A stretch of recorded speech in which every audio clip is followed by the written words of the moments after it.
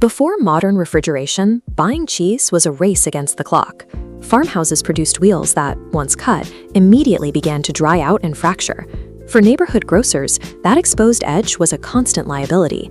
They had to carve away and throw out the hardened rinds before they could sell a fresh slice to the next customer, trapped in a daily cycle of lost inventory and shrinking margins. Operating out of Chicago in 1903, a wholesaler named James L. Kraft watched this constant waste happening across the city.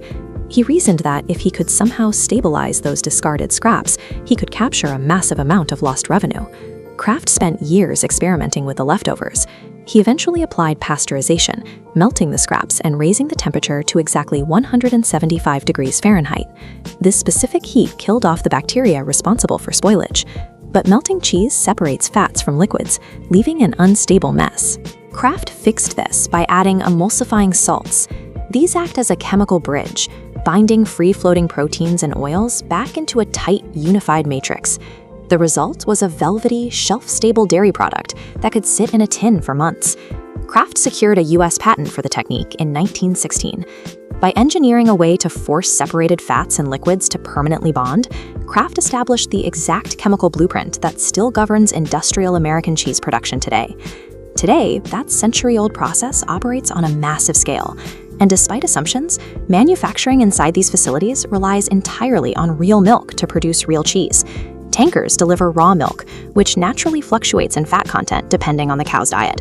A mechanical separator strips it down into pure skim and pure cream, then recombines them to exactly 3.5% fat, stripping away biological variation to guarantee identical batches. Once transferred to vats, workers introduce a mesophilic starter culture and an enzyme called rennet. The bacteria consume the lactose, rapidly coagulating the liquid milk into a solid, custard-like gel. Machines slice that gel into fine curds, drain the liquid whey, and press the remaining solids into massive rectangular molds. The industry calls the result a 640, a solid 640-pound block of raw cheddar that heads into cold storage to age. You cannot engineer processed cheese from scratch. You have to build this chemically stable, naturally aged cheddar block first before you can begin to manipulate it. To make the classic Kraft single, those 640-pound blocks are pulled from cold storage, fed through industrial grinders, and dropped into an 8,000-gallon blender. Here, technicians add precise volumes of water, milk protein concentrate, and those crucial emulsifying salts like sodium citrate. The entire mixture is then transferred to a cooker, where it is continuously churned under a sustained heat of 175 degrees. The combination of churning and heat forces the ingredients to integrate into a dense, cohesive mass. This is the exact chemical state that allows the final product to melt evenly on a grill instead of breaking apart into greasy pools. Early versions of packaged slices had a persistent mechanical flaw. They fused together in the box, making them nearly impossible to separate. Kraft engineers resolved this in 1965 by inventing the individually wrapped slice, or IWS, machine.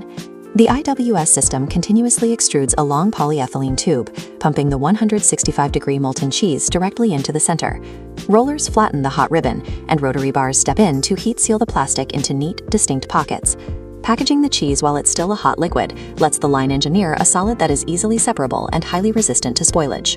Kraft faced another mechanical challenge, formulating a processed cheese that stayed entirely liquid, removing the need for cooks to constantly stir sauces on a stove. They solved this in 1952 with Cheez Whiz. Production shifts to a high-shear liquefier tank, blending filtered water with a hot liquid cheese concentrate. Instead of a mild base, technicians drop blocks of sharp cheddar, fine whey powder, and emulsifying salts into a violent vortex spinning at 175 degrees. The defining step is a structural change. Canola oil introduces a lipid barrier, physically blocking proteins and fats from reforming solid bonds. Finally, corn syrup adds shine, while mustard, garlic, and a Worcestershire reduction provide a sharp, tangy bite. Injecting plant oils under intense high-shear agitation allowed scientists to manipulate the dairy's physical structure, trapping it permanently as a smooth, pourable liquid. Off the production line, the finished stacks of cheese, whether sliced or jarred, are robotically packed into cases and loaded onto trucks for nationwide distribution. These new chemically stabilized dairy products rapidly dominated the modern supermarket aisles.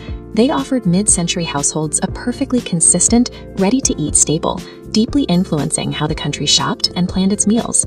Today, that industrial efficiency feeds an enormous demand. The average American now consumes over 40 pounds of cheese every single year. Most of that demand is driven by exactly how the product behaves under heat. The dense, emulsified structure is what makes macaroni creamier and allows a toasted sandwich to achieve a thick, uniform melt. Yet the origins of this massive commercial enterprise had nothing to do with a desire to engineer artificial flavors. The entire infrastructure of American processed cheese exists for one highly practical reason. A single wholesaler looked at the dried-out edges of raw cheddar and realized they were simply too valuable to throw in the trash.